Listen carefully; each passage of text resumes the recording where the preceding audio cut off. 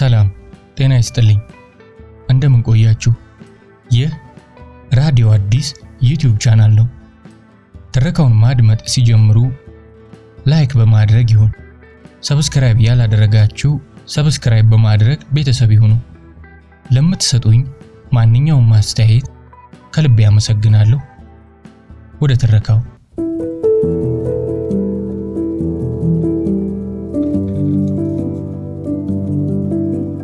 ኮላጅ ወይም ግጥጥም ምስሎች። ደራሲ ዘቢብ መልኬ። ዲሴምበር 14 2023። የሥነ ጥበብ ትርኢት ተከፍቷል። ብዙ የሚያማምሩ ስዕሎች ቢኖሩም አይኖቼን ከተለየው የስዕል ሥራ ላይ ማንሳት ግን አልቻልኩም። አይኔን በስዕሉ ላይ ማፍጠጥ ሲደክመኝ ወደ ወለሉ እልከውና ወደምፈልገው ስዕል የሚጓዙ እግሮችን እቆጥራለሁ። ፎቶውን ስተርከው ልቤ ይሞቃል፣ አይኖቼ ይስቃሉ። የተለያዩ ፎቶዎችና ቀለሞች በአንድ ገጽ ላይ ተቀናብረው በኮላጅ ተሰርተው ነበር። በተቻለኝ መጠን ትርጉም የሚሰጡ የብርሃን ዘንጎችንና ቀለሞችን ተጠቅሜያለሁ። ቀድሞ አይን የሚገባ የአንዲት ወጣት የቆየ ፎቶ ነው። ሸንቃጣ ናት። ቢጫ ድፍን ሹራብና ሰማያዊ አጭር ቀሚስ፣ ሰማያዊ ተረከዘ ረጅም ጫማ አድርጋለች። ረጅሙ ጸጉሯ ወደ ጎን ተዘናፍሎ በቀኝ ትከሻዋ በኩል ቀኝ ጡቷን ሸፍኖ ወደ ታች ወርዷል። ፎቶውን ሳነሳው የድሮ ፎቶነቱን የሚጠቀሙ ሸንተረር፣ ጥምዝምዝና ክብ ቡናማ ቅርጾች በዋናው ፎቶ አልፎ አልፎ ሳይታሰብ የተደፉ የሚመስሉ ወይም የተረጩ ቀለሞች አሉ። የቡና ፍንጥቅጣቂዎች ይመስላሉ። ቀለሞቹ ተረጫጭተው ገጹን ሞልተዋል። ከአለባበሷና ከሰውነት ቅርጿ ጋር የሚሄድ ወጣት ፊቷን አውጥቼ የተጎሳቆለች እድሜዋ የገፋና በሐዘን አንገቷን በደፋች ሴት ፊት ሞልቼዋለሁ።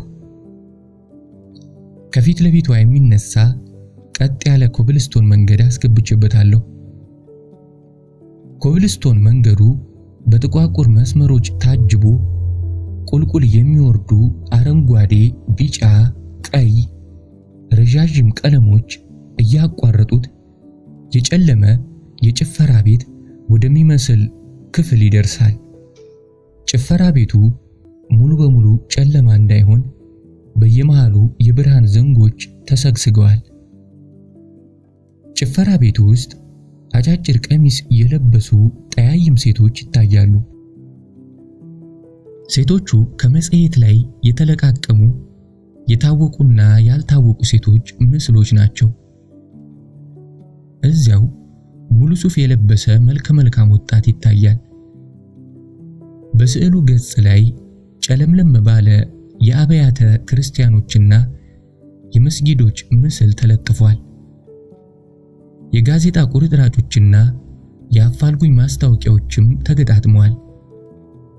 በትኩረት ለተመለከተ ብቻ የሚታየው አንዲት የኔ ቢጤ የተለያዩ ትናንሽ ፎቶዎችን ከፊት ደርድራ ደጅ ሰላም ደጅ ተቀምጣለች።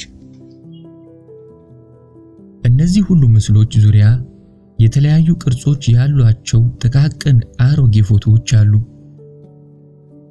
በየፎቶዎቹ መካከል የሚውሉ የብርሃን ዘንጎች ተሰድረዋል። እነዚህ ብርሃናት ናቸው ምስሎቹን የሚገልጡልን።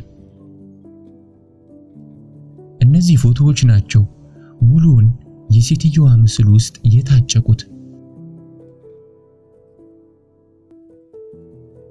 ኖቬምበር 22 2021 አትላንታ ጆርጂያ ከሚገኙ የሀበሻ የምሽት ክለቦች ውስጥ አንዱ ጋር ደረሰን።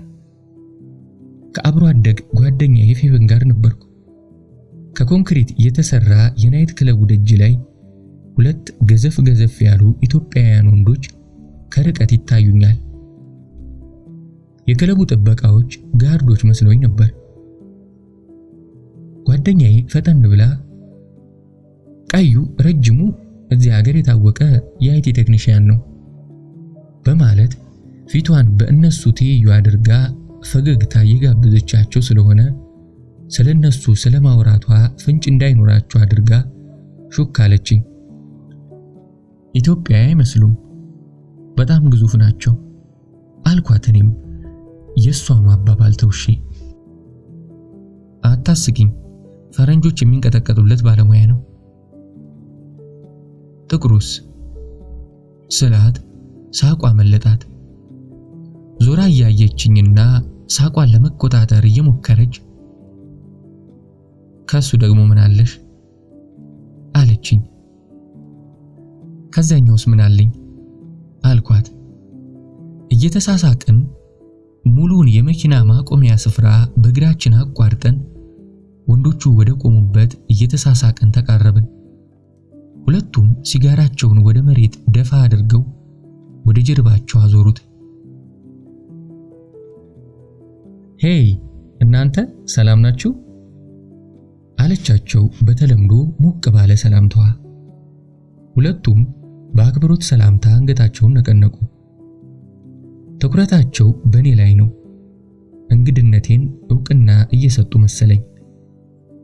አብሮ አደግ ጓደኛዬ ናት ከ5ኛ ክፍል ጀምሮ እቺን ስናከል በእጇ ከመሬት ትንሽ ከፍ አድርጋ እያሳየች እተዋወቋት ዜና ትባላለች።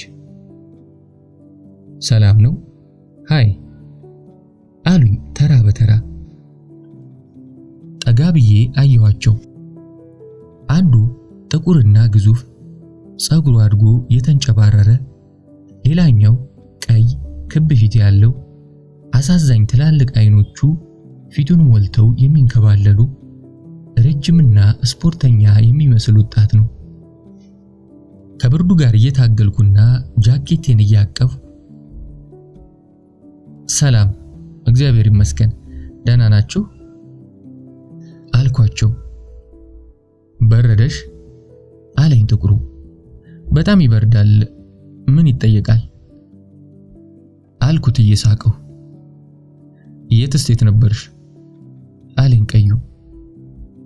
ፌቨን ቀደም ብላ ከኢትዮጵያ ነው የመጣችው። እሱ ይገርማል፣ ዛሬ 10 ሰዓት ኤኤም ላይ ትበራለች። ወዴት አሉ ሁለቱም አንድ ላይ። ወደ ኢትዮጵያ አልኩ በፈገግታና በቀልድ ስሜት እየተፈነከነኩ። ዋት ዋይ አለ ቀዩ። እንዴት ከሀገሬ እኮ ነው የመጣሁት፣ ወደዛው ነው የምመለሰው። አመጣጤም ለመመለስ ነው። እዚሁ ቅሪ፣ አንቺ አትመክሪያትም እንዴ አለ ጥቁሩ ሁለታችንንም በየተራ እየገረመመ። አረ አልኩ ግራ መጋባቴን ለማሳየት። እና አሜሪካ ደርሰሽ ልትመለሺ እኔ አላምንም ብሎ ጥቁሩ ደገመ። አሜሪካ ለብዙ ሰዎች ህይወት መሳካት ምክንያት ልትሆን ትችላለች። እኔ ግን አሜሪካ በህልሜ ውስጥ የለችም። ከአሜሪካ ጋር ሳድግ አይታየኝም፣ ወይም አሜሪካ ውስጥ ሳድግ አይታየኝም አልኩ። ቁርጡን ካልተናገርኩ የሚለቁኝ አይነት አልነበሩም። እና ዛሬ ለሊት ልትመለሺ ነው አለ ቀዩ። መሄድ አለብኝ፣ ብዙ ስራ ይጠብቀኛል አልኩ በንዴት ውስጥ ሆኜ ትህትናዬን ላለማጣት እየተግለሰለስኩ። ኢትዮጵያ ምን ትሰሪያለሽ አለ ጥቁሩ። ኮላጅ አርቲስት ነች፣ የመጣችው ለአጭር ጊዜ ፎቶግራፍ ስልጠና ነው አለች ፌቨን ተሽቀዳድማ። ጥሩ ጓደኛ አለሽ አላት ቀዩ በአድናቆት። አዎ ድሮም ጎበዝ ነበረች፣ ተደብቃ ተቸክል ነበር አለች እየሳቀች። እኔ ነኝ ስንዘላዘል አይ ብሎ አቋረጣት። አንቺም እኮ ልዩ ልጅ እንደሆንሽ ታስታውቂያለሽ። የሆነ አፈር ውስጥ ያለ አፈሩ ያልተራገፈለት ወርቅ ነሽ ብሎ ሳቀ። ሁላችንም ሳቅን። እረ አማርኛ ለካ ተስፋ አላት ሳቀች ጓደኛዬ። እንደገና ሁላችንም ሳቅን። ግን እንዴት አወቀ? እውነትን እኮ ነው። ፌቨን ንጹህ ልጅ ናት። ውስጧ ውብ ነው። ይህን ሁሉ ዓመታት የተጣመርነው በምክንያት ነው አልኩት። ታዲያ ስልጠናው እንዴት ነበር አለኝ የፌቨንን ነገር ወደ ጎን አድርጎ። ጥሩ ነበር። የተመኘሁትን አግኝቼበታለሁ። ኔትወርኩ ብቻ ይበቃል። ለኔ በጣም ትልቅ ልምድ ነው። ፌቨን ወዲያውኑ ምን ነው ወደ ውስጥ አትገቡ አለቻቸው። ትንሽ ነፋስ እንቀበል እስኪ አለ ጥቁሩ እየሳቀ። ለማጨስ ወጥተን ነው እንመጣለን፣ እናንተ ግቡ። ግቡ ግቡ ፌቨን አሉን ተቀባብለው። በሉ አጭሱ አለች ጮሃ እየሳቀች። ወደ ውስጥ ገባን። እጆቼን ይዛ እየጎተተችኝ ወደ ሌላኛው ዓለም ዘለቀን። በሩ ተከፍቶ ወደ ውስጥ ብቅ ስንል ከጠበቅኩት በላይ የተጨናነቀ ቤት መሆኑን ተገነዘብኩ። ከበር ጀምረን ትከሻ ለትከሻ እየተጋፋን ወደ ውስጥ ዘለቀን። ሞላላው ክፍል ሲያልቅ ጥግ ላይ ባንኮኒ ያለ። ቦታውን አልወደድኩትም። ፎቶ ላነሳው በማልችልበት ቦታ ላይ መቆየት ብዙም ደስ አይለኝም። ባንኮኒው ላይ ምን እንዳላት እንጃ እየጎተተችኝ ደረስን። ባንኮኒውን ከበው ከሚጨልጡ ሀበሾች ጋር እንደተቀላቀልን ጓደኛዬ እየጮኸች ተዋወቋት፣ አብሮ አደጌ ናት፣ ከኢትዮጵያ ነው የመጣችው፣ ዛሬ ሌሊት ትሄዳለች አለቻቸው። በፈገግታና በአድናቆት የሚመለከቱኝ ግን ወንዶቹ ብቻ ነበሩ። ሴቶቹ ቢዚ ናቸው።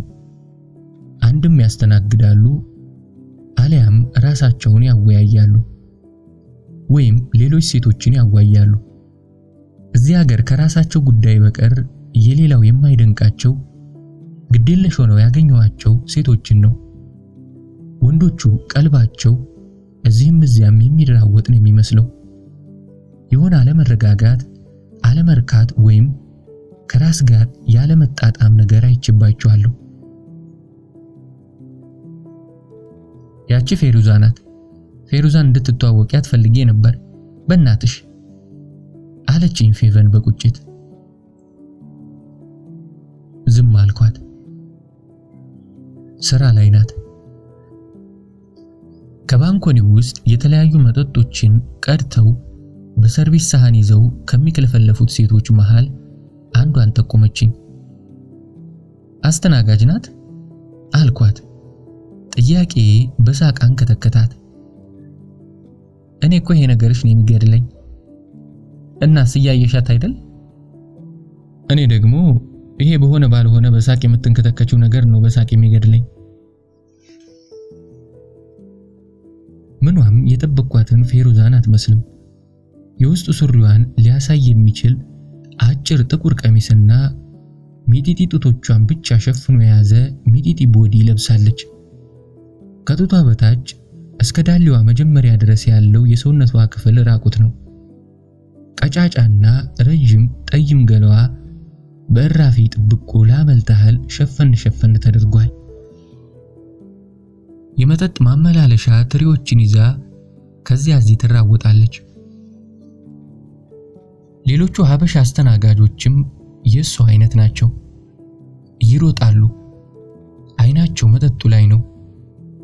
ከፈላጊው ጋር በሰላም ለማገናኘት ተግተው ይሰራሉ። ቀና ብለው ሌላ ነገር ለማየት ፋታ የላቸውም።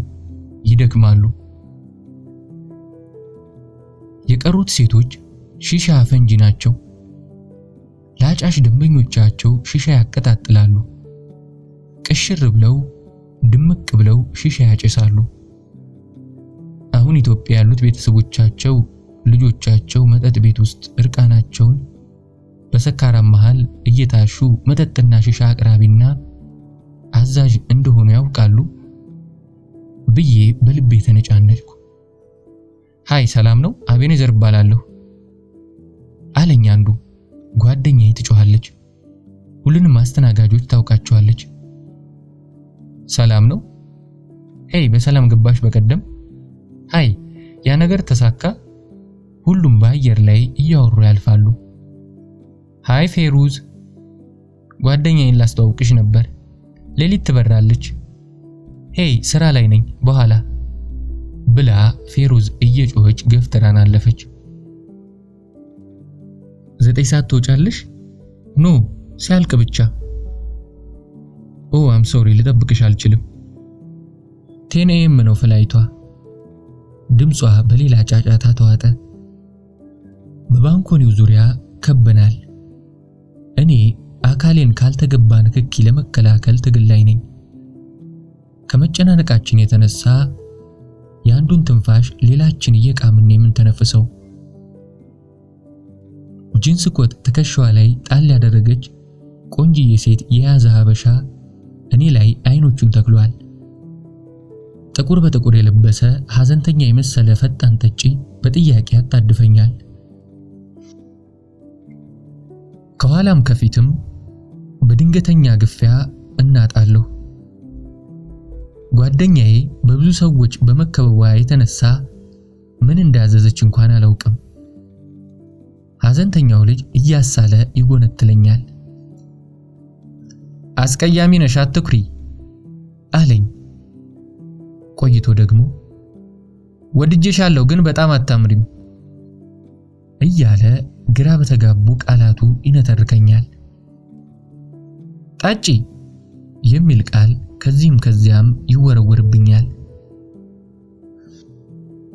ግማሹ ቤቱን በሚንጠው ዘፈን ተቃቅፎ ይላቀሳል። ምናልባት አማርኛ ዘፈን መሆኑ ናፍቆታቸውን አብሶት ካልሆነ በቀር አንዳችም የሚያስለቅስ ግጥም የለውም። አሻግሬ ወደ ወንበሩ መመልከት ጀመርኩ። አጫጭር ቀሚስ የለበሱ ሴቶች ከወንዶቹ መሃል ተወሽቀው ሁካ ያንደቀድቃሉ። ኢትዮጵያ ውስጥ ሁካ ይህን ያህል እንደሚጨስ አላውቅም። ይህን የመሰለ የሁካ ፍቅር ከየት አመጡት?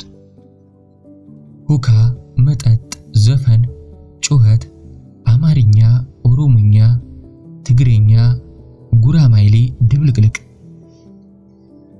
ጓደኛዬን ከጎኔ ምን እንደወሰዳት ካጣኋት ቆየሁ።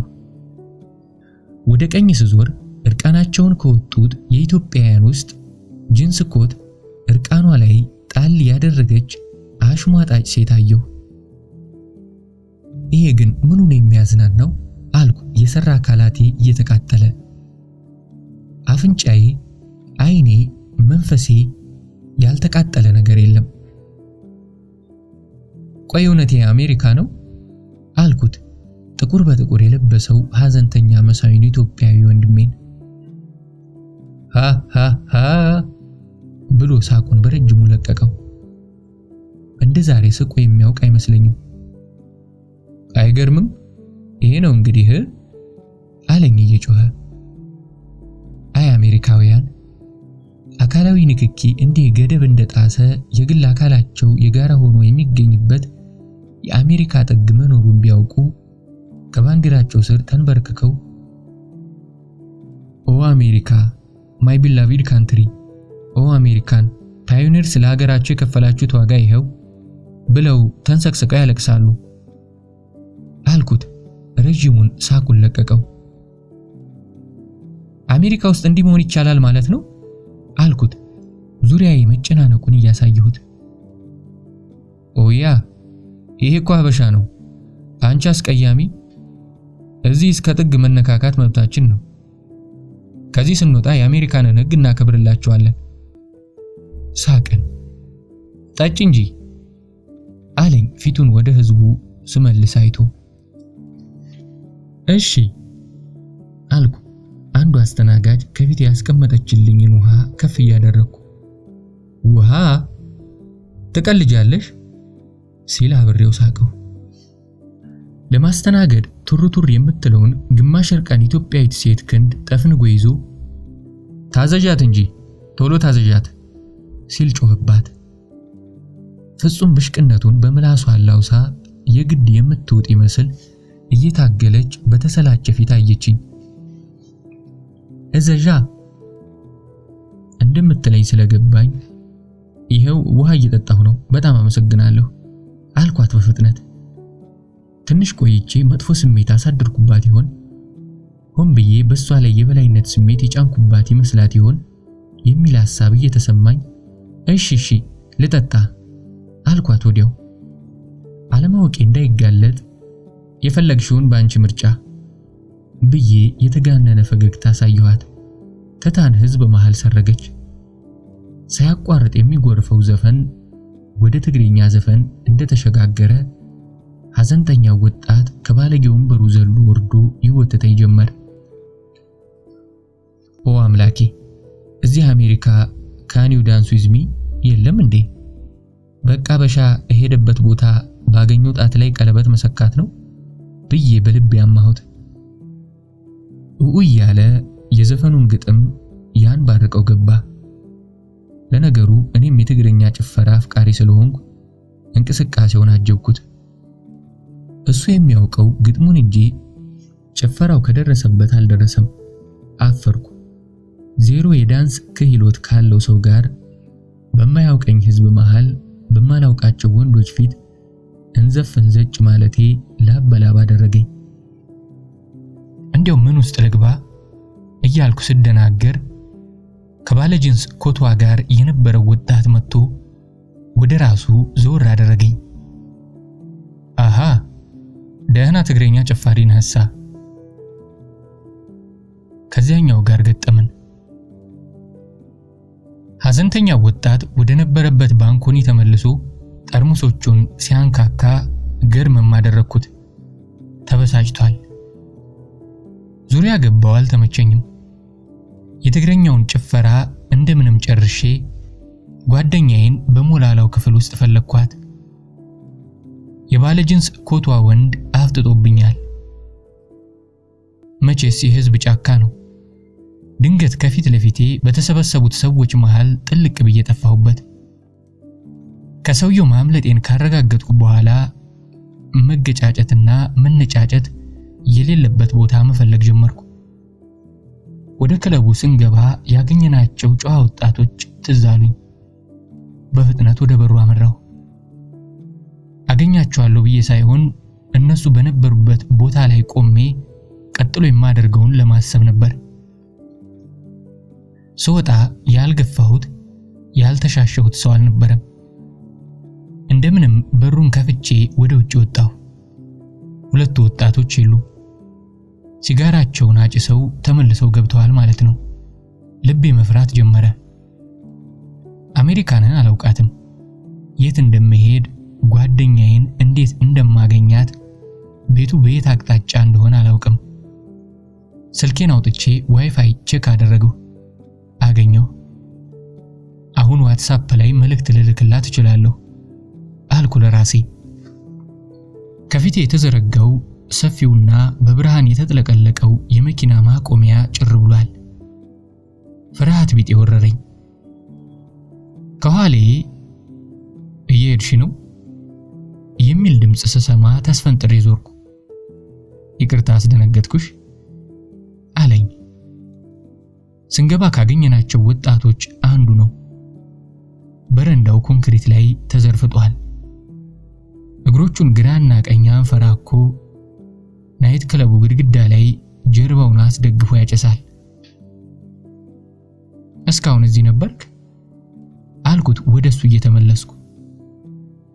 አይ ገብቼ ነው የወጣሁት። ምን ነው? ሰክሬያለሁ፣ በጣም ሰክሬያለሁ። ከዚያ በኋላ ምን ፈልጋለሁ? ለመስከር ስለመጣሁ ሲበቃኝ ወጣሁ። ኦ ስትሰክር ራስን አትስትም? ከሰዓታት በፊት ያገኘውን ሰው አይተ ለመለየት እስክትችል ድረስ። ሁልጊዜ ራሴን አውቀዋለሁ። ራሴን ስቻ አላውቅም። የምጠጣው ራሴን እስክስት አይደለም፣ እስኪ በቃኝ እንጂ። ጠንቃቃ ነህ። ጥንቃቄ አይደለም ልማድ ነው እኮ። ለጥንቃቄ የገባህበት ልማድ ኖ ሳላውቅ ያዳበርኩት ልማድ። ነይ ሳይለኝ አጠገቡ ተቀመጥኩ። ቀዝቃዛው ሲሚንቶ ወለል ለዳሌ ሙሉ አቀባበል አደረገለት። ዝም አለን። ወደ ኢትዮጵያ ትመለሽ በማለት ጸጥታችንን አገለለው። ኦ ይሄ ነገር እንዴት ነው? ሳቀው። እዚህ ብዙ እድል አለ፣ የትምህርትና የሥራ አጋጣሚዎችም ብዙ ናቸው። እስቲ አንተ ወደ ኢትዮጵያ ተመለስ። አልችልም። አየህ እኔም አልችልም። ከሀገሬ ወጥቼ መኖር አልችልም አለና ግርምት ይሁን ትዝብት ምንነቱ የማይታወቅ ድምጽ አሰማ። ኢትዮጵያ አትናፍቅህም? ሀገርህ ትዝ አትልህም? ትናፍቀኛለች፣ ግን ስትናፍቀኝ አገኛታለሁ፣ አናግራታለሁ። ኦኬ ትመላለሳለህ ማለት ነው? እንደዛ አይነት ነገር አለኝና ዝም አለ። አልገባኝም። ሀገሬ እዚህ ውስጥ ናት አለኝ ቀኝ ደረቱን እየመታ። ሁሌ አብራኝ ናት፣ ስፈልግ አያታለሁ። ግራ ገባኝ። አይኖችን አጥብቤ ቅንድቤን ቋጥሬ ያየሁት ክብ ፊቱንና የዋህ አይኖቹን ወደኔ አዙሮ ትኩር ብሎ አየኝ። ማለት ከሸሚዝ ኪሱ ውስጥ አንድ ፎቶግራፍ አውጥቶ ሰጠኝ። ቢጫ ሹራብ፣ ሰማያዊ አጭር ቀሚስ፣ ረጅም ጸጉር በቀኝ ትከሻዋ በኩል ወጥቶ ቀኝ ጡቷን ሸፍኖ የተዘናፈለ የዋህና ክብ ጎላ ጎላ ያሉ አይኖች፣ ድንቡሽቡሽ ክብ ፊት ፎቶ ላይ አየሁ። ደማቅ ፈገግታ ትረጫለች። ምንህ ናት አልኩት ድብልቅልቅ ስሜቴን ለመሸፈን እየጣርኩ። መልሱን እስኪነግረኝ ዓመት የቆየ መሰለኝ። እናቴ ናት ብሎኝ ዝም አለ። ዝምታው ተጋባብኝ። ሁለታችንም ዝም ማለትን መረጥን። ጤነኛ አይደለሁም። ከዛሬ በቀር ከማላውቀው ሰው ጋር እንዲህ አይነት መቀራረብ ምንድነው? የቆየ ፎቶ ደግሞ አይለይም። ሌላ ጥያቄ የለሽም አለኝ። ብዙ ጥያቄዎች አሉኝ እንጂ እናትና ሀገር ያው አንድ ናቸው። በድርበቡ ስናየው ምን ማለትህ እንደሆነ ይገባኝ ይሆናል። ግን በእውነት ሀገርን ከዚህ ፎቶ ጋር የሚያገናኛት ምንድነው? እናቴ ናት፣ ግን አላውቃትም። ስለሷ የማውቀው ይችን ፎቶ ብቻ ነው። ራሴን መሳይ ነች። ያደግኩት አባቴ ቤተሰቦች ቤት ነው። ለአባቴ የሆነች የሚያውቋት ሴት ድንገት መጣ ልጅህ ነው አሳድገው ብላ ቤተሰቦቼ ደጅ ላይ የጣለችኝ ማደጎ ልጅ ነኝ። የአባቴ ቤተሰቦች የትልቅ ሰው ዘሮች ነን ባይ ናቸው። የንጉሳን ቤተሰቦች የዘር ግንዳችን የጠራ ነው ባይ ኩሩ ናቸው። በእርግጥ የሚያስፈልገኝን ሁሉ አድርገውልኛል። ነገር ግን የምፈልገውን ነገር ጠይቀውኝ አያውቁም። አሜሪካ ለከፍተኛ ትምህርት የመጣሁት በእነሱ ዋጋ ነው፣ በእነሱ ጥረት ነው። እኔ ፈልጌ የሆነልኝ ነገር የለም። ነገር ግን እንዴት ሊገባሽ እንደሚችል አላውቅም። የሆነ የጎደለ ነገር ይሰማኛል። አገር ማለት ሰው ነው ካልሽኝ ግን እነሱን አገሬ ብዬ ለመጥራት ይከብደኛል። እንዴ ማለት ይበድሉ ነበር? ኖ እንደዛ አይደለም። ወይም 100% እንደዛ አይደለም። ግን ስለኔ ምንም ግድ የላቸውም። ግን አሜሪካ ድረስ ልከው እንድትማር ምክንያት ናቸው።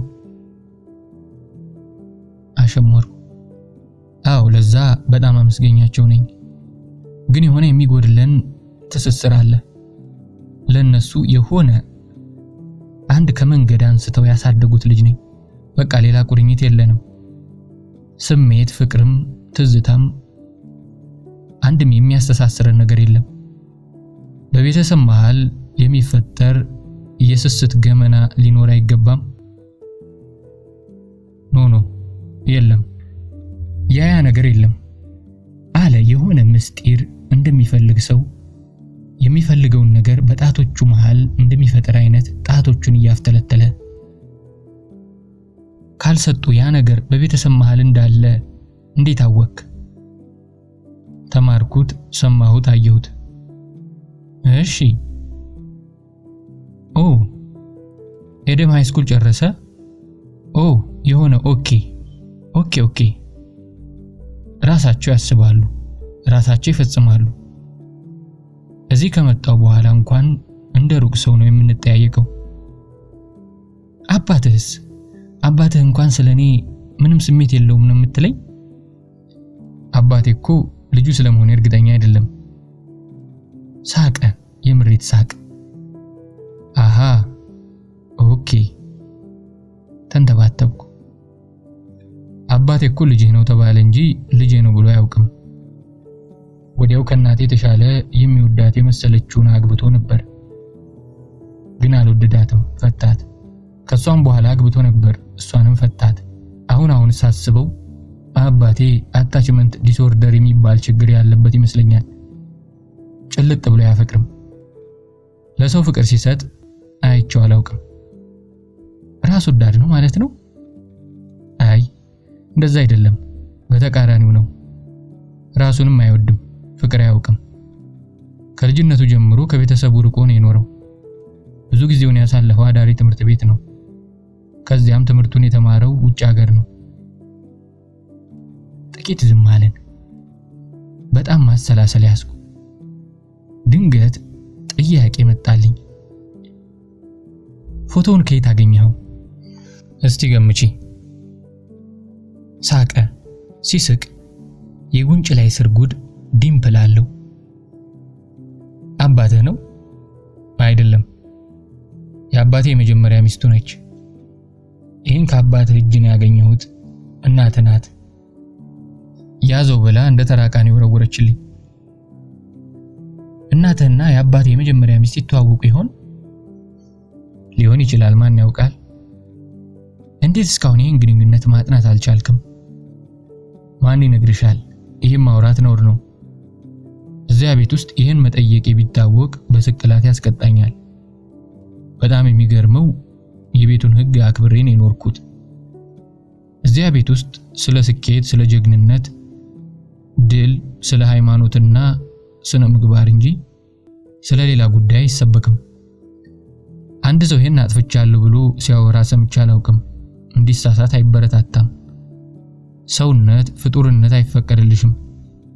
ሺህ ብርጭቆ ባለበት ቤት ውስጥ አንድ ብርጭቆ ቢሰበርብሽ የምትንጓጠጭበት የምትባረርበት ቤት ነበር። አትጠነቀቅም፣ አታስተውልም፣ ትልቅ አይደለህም ተብለሽ ትሞገቻለሽ። ሁሉም ነገር ተሰድሮ ነው። ስርዓት ይዤ ነው የኖርኩት። እንከን የለሽነትን የተማርኩት። while we were full of bullshits ፕሮቶኮል የሚሉትን የውሸት ፈገግታና አስመሳይ አቀራረብን ተምሬያለሁ። እንዲህ ሲሆን እንዲህ ነው የምትለው፣ እንዲያ ሲሉ እንዲህ በሉ የሚሉትን ፌክ አውቄበታለሁ። ሰክሬያለሁ ባክሽ። ስሰክር እንዲህ ነው የሚያስቀባጥረኝ። በአንድ እጁ ሙሉ ጭንቅላቱን እያሻሸ ተወራጨ። ኢትስ ኦኬ፣ ችግር የለውም፣ ደስ ብሎኛል፣ አውራኝ፣ መስማት ፈልጋለሁ አልኩት በጉጉት። በቃ እንደ ማሽን የተነገረኝን ሳደርግ እንደ ማሽን የምነግራቸውን ሲሰሙን የኖር ነው። ለዚህ ነው መሰለኝ ኮምፒውተር የገባኝ። ቴክኒክ ነገር ይገባኛል። ከቁስ ጋር ሲሆን ውይይቱ በጣም ይቀለኛል። ሰው ግን በፍጹም። በስንት መከራ መሰለሽ እንደዚህ ከሰው ጋር ማውራት የጀመርኩት። እና ካልጠጣው ሰው ፊት መቆምና ማውራት አልችልም። ማወቅ ታዩ። እናቴ የት ነው ያለችው? አላውቅም። በራቸው ላይ ጥላኝ ሄደች። ከዚያ በኋላ የት እንደገባች አይታወቅም። ግን እሷ ለኔ የተመኘችው የሆነን የሚመስለኝ። እነሱ ያስተማሩኝና ለዚህ ያበቁኝ ሳይሆን የሷ ለኔ የነበራት ህልም ነው የሚመስለኝ። እንዴት? በቃ እንደሚያሳድጉኝ ይሄን ህይወት እንደሚሰጡኝ እርግጠኛ ነበረች። የእውነት ልጃቸው ሊያደርጉኝ እንደማይችሉ ታውቅ ነበር። ሁሉንም ነገር ኖሮኝ የሆነ ነገር እንደሚናፍቀኝ ታውቅ ነበር። ይህን በምን አወቅ? ይገባኛል፣ ይሰማኛል። ስለ እናቴ ጥቂት ነገር ሰምቻለሁ። ኩባ ሄዳ ከፍተኛ ትምህርት የተማረች ናት። በጊዜው ጥሩ ሁኔታ ላይ የነበረች አይመስለኝም። ትንሽ የአይምሮ ጤና መዛነፍ እንደነበረባት ነው። እንደ አባቴ ሮያል ፋሚሊ አትመስለኝም። ምናልባት የክፍለ ሀገር ልጅ ትሆናለች። ከተለቃቀሙና ከተባራሪ ወሬዎች ያገኘሁት እውነት እናቴ እንደምትወደኝ ነው። እናቴ ብቻ እንደምትወደኝ። ያሳደገንና ውጤታማ ህይወት የሰጠህን ቤተሰብ መውደድህን ትጠራጠራለህ? አንድ ቀን እንኳን ያላየሃት ሴት መውደድ ግን ትመሰክራለህ አልኩ። አየሽ፣ ከአካላዊ እይታ በላይ በምናብሽ የምታዩ ይበልጣል። ያየሽው ሁሉ እውነት አይደለም። በአይነ ህሊናሽ ያለውን ልብሽ የሚነግርሽን ነው ስትሰሚው፣ ጊዜ ስትሰጪው እሱ ነው እውነት። እንደገና በመሃላችን ዝምታ ሰፈነ። ግን እኮ ጥላ ስለሄደች እሷን ለመውቀስ የሚያበቃ ምክንያት አለ። አይሚን ሊያውም ከሰው በር ላይ ማንም ሊያነሳህ እንደሚችል እያወቀች ማለት ልታሳድገኝ ጥርሷን ነክሳ ልታኖረኝ ይገባ ነበር ማለት ትችል ነበር እኮ። ትንሽ ፈገግ አለ።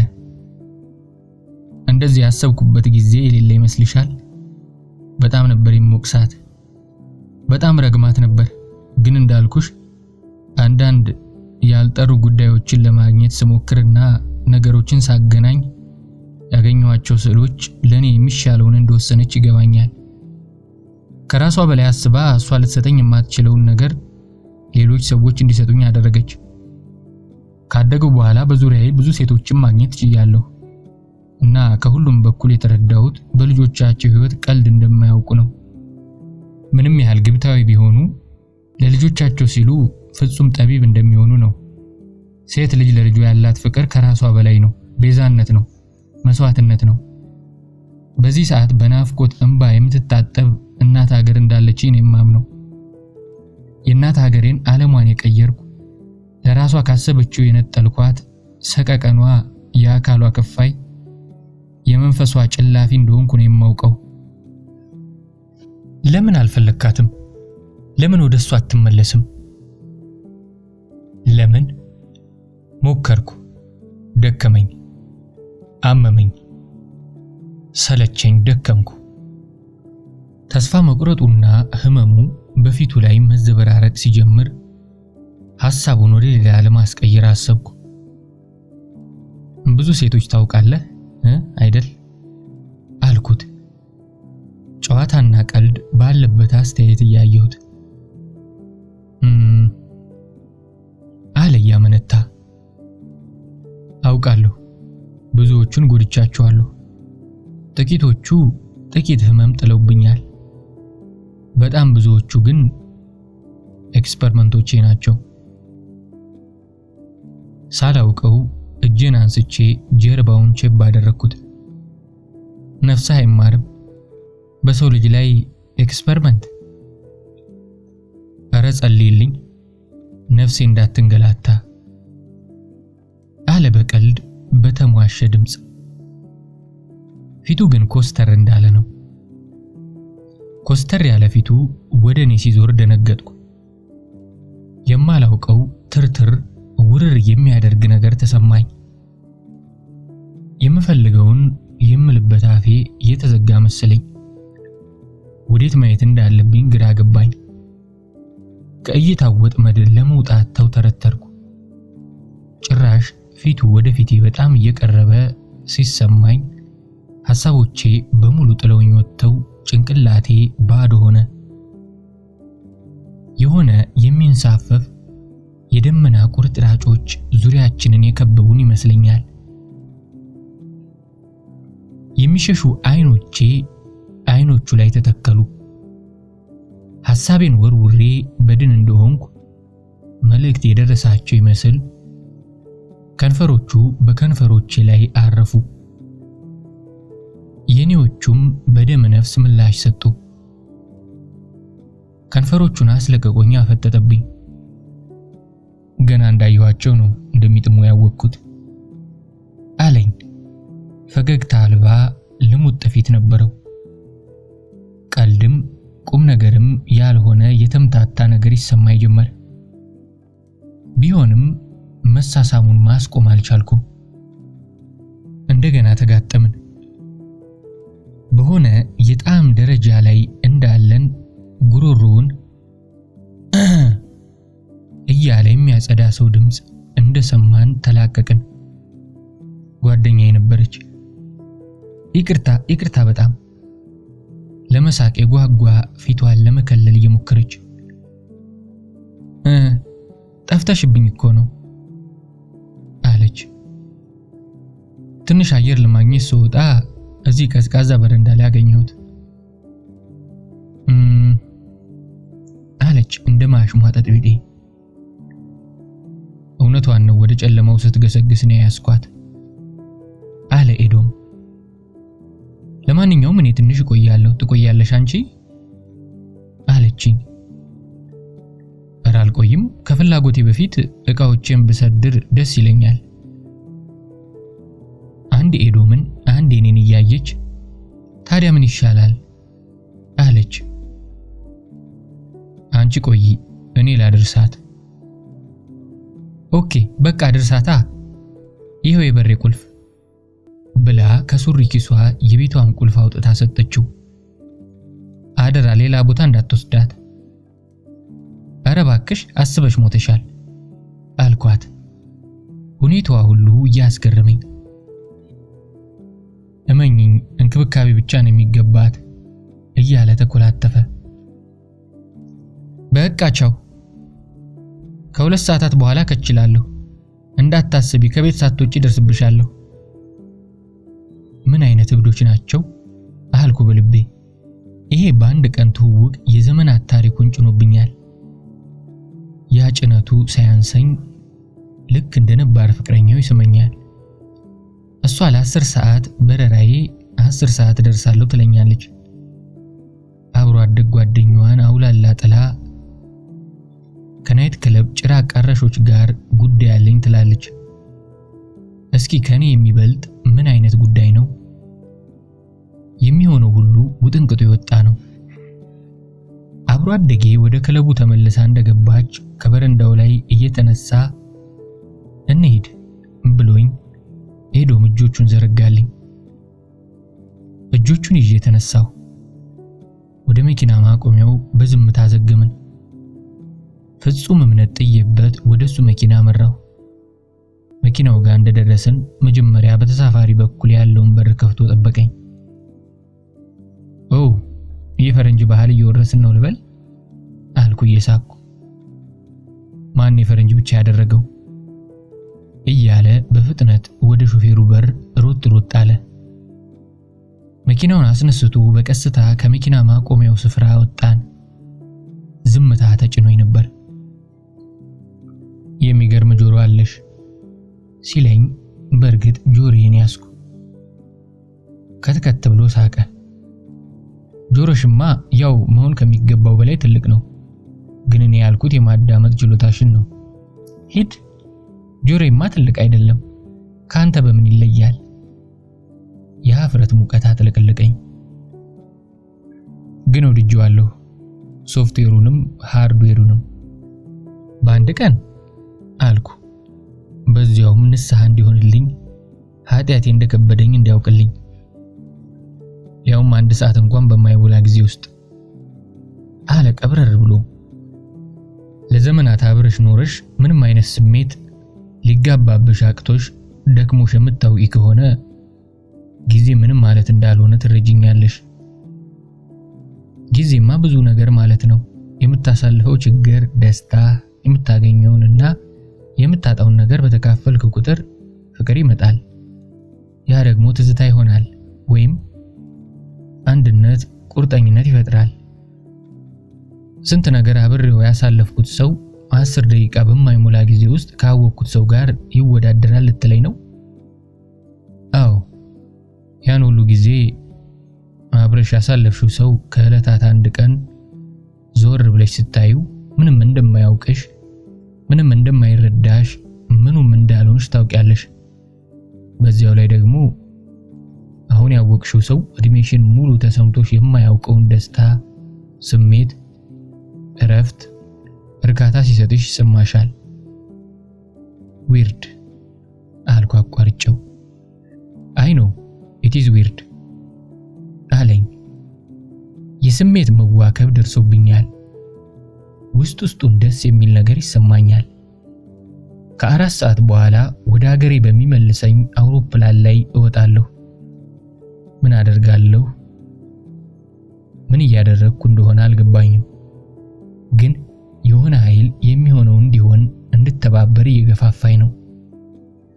የመሐሙድ አህመድ ለስላሳ ዘፈኖች በመኪናው ውስጥ የፈጠሩት የሆነ አልቅሽ የሚያሰኝ ድባብ ነበር። ሁለታችንም ዘፈኑን አብረን እየዘፈንን በየመሃሉ እየተጎነታተል ጓደኛዬ ግቢ ደረስንና ወረድን። ምን አይነት ሰካራም ነህ? ትንሽ መንገዳገድ እንኳን የለም? ተመስገን፣ ሰክሬ ተንገዳግጄ አላውቅም። ለዚያውም ዛሬ እኮ አልሰከርኩም። ሰካራም ሁሉ እንደዛ ነው የሚለው ባክህ። እጄን ይዞኝ ደረጃውን ጨርሰን በሩ ላይ ደረስን። እንደገባን ቦርሳዬን ሶፋው ላይ ወረወርኩ። ትልቅ ጃኬት ታወለኩ። ከዚያ ወደሱ ዞሬ አሁን መሄድ ትችላለህ ሄዶም አልኩት። ትችሽማ አልሄድም፣ ጓደኛሽ ትምጣ፣ ከዚያም ኤርፖርት አደርስሻለሁ። ከአሜሪካ መውጣትሽን ማረጋገጥ አለብኝ። እንዴ ለምን? ምክንያት አለኝ ብሎ ፍርጥም አለ። ሳቀው። እሱም ፈገግ አለ። በመሃሉ ከወደ ሌላ ክፍል የጓደኛዬ ደባል ብቅ አለ። ሰላም ናችሁ? ፌቨን አልመጣችም አለኝ በችኮላ። ወደ ሆነ ቦታ ለመድረስ እየተጣደፈ ይመስላል። ቀድመናት ነው፣ ትመጣለች። I am really sorry፣ ልሸኝሽ አልቻልኩም፣ መሄድ አለብኝ። የሰላም መንገድ ይሁንልሽ። ችግር የለም ቸርዬ፣ በሰላም ያገናኘን። ስትመጣ ደውልልኝ። ተቃቅፈን እንደተሰነባበትን በፍጥነት በሩን ከፍቶ ወጣ። ይገርማል፣ እዚህ ሰው ተግቶ ነው የሚሰራው እያልኩ ሶፋው ላይ ተቀመጥኩ። እውነት ነው፣ ሌላ አማራጭ የለም። ለራስሽ ያለሽው አንቺው ነሽ እያለ አጠገቤ ያረፋለ። ተጠጋግተን እንደተቀመጥን የምንሰራው ሌላ ነገር አጣን መሰለኝ። ወዲያው መሳሳም ጀመር። እየተሳሳምን ተያይዘን ከሶፋው ስር ምንጣፉ ላይ ወደቀን። ልብሶቻችን ወልቀው ተወረወሩ። አካላችን ይበልጥ ተነካካ። ተጣመርን፣ ተቆላለፍን። በእኔ ላይ እንደነገሰ በሱ ላይ ንግስት ሆንኩ። ያልሰጠሁት ነገር የለም።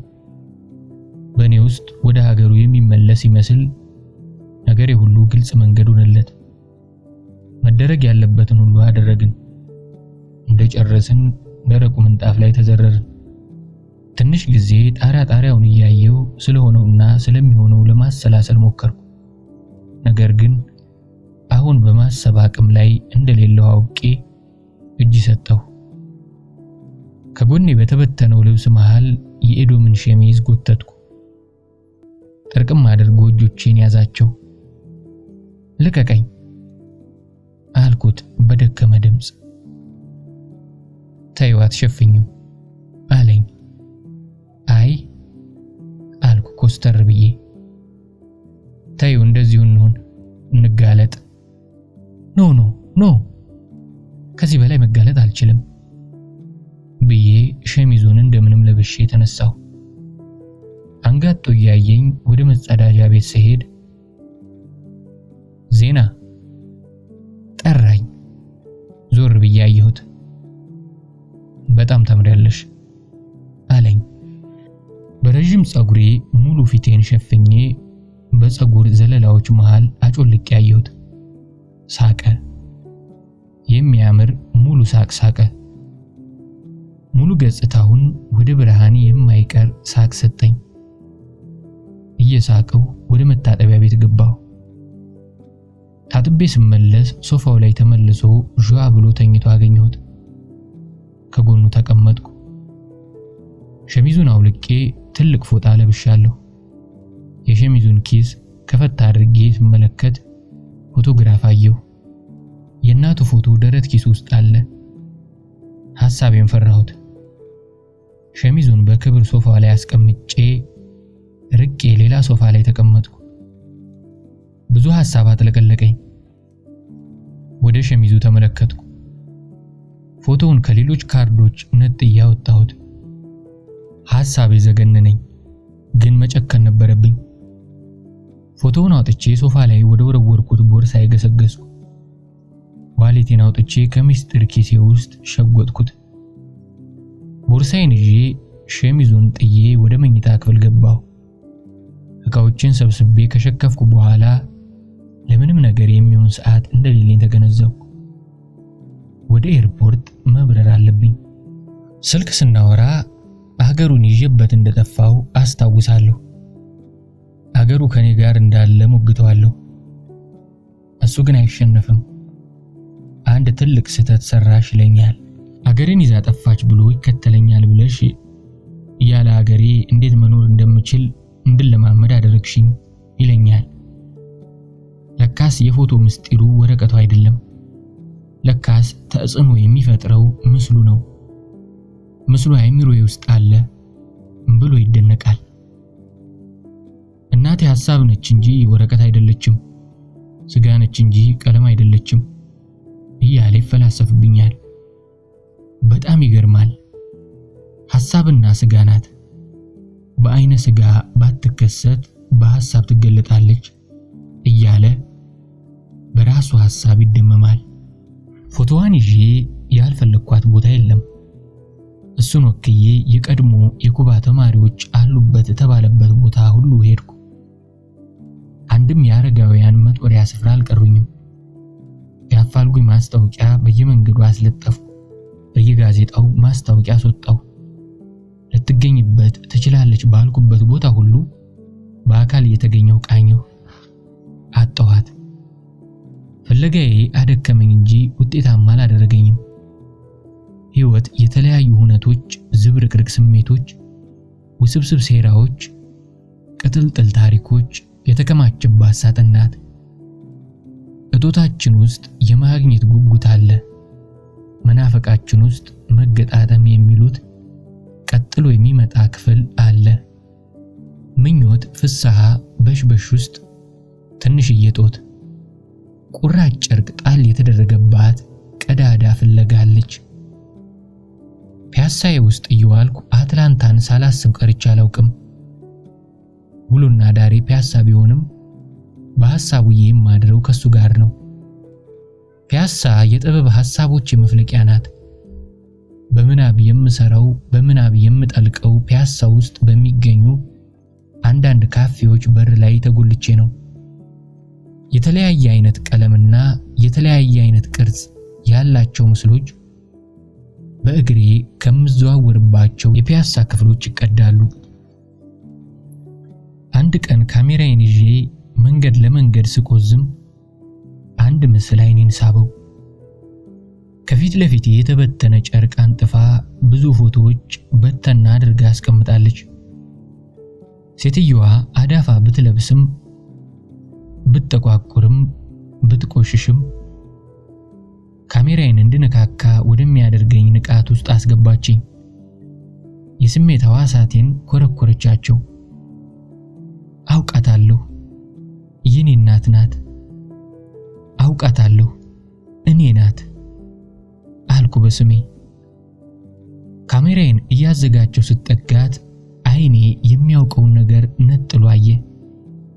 መጮህ ጀመርኩ። ከኤዶም የሰረኩት ፎቶ ከኔ ቢጤዋ ሴትዮ ፊት ለፊት ከተደረደሩ ፎቶዎች መሃል አለ። አገኘኋት። ልቤ ደለቀ። አገኘኋት። ጮኩ። ልክ ቀና ብላ ስታየኝ የካሜራዬን ሌንስ ከመቅጽበት ገጽታዋን ቀርጿት ነበር። አይኖቿ፣ ልጇ፣ ኤዶም፣ ኤዶም፣ ሀገር፣ ሀገር። ካሜራዬ ስራውን ቀጥሏል። ቀጭ ቀጭ ቀጭ። ደጋግሜ እያነሳኋት የተለያዩ ቃላት እያወጣው ጮኩ።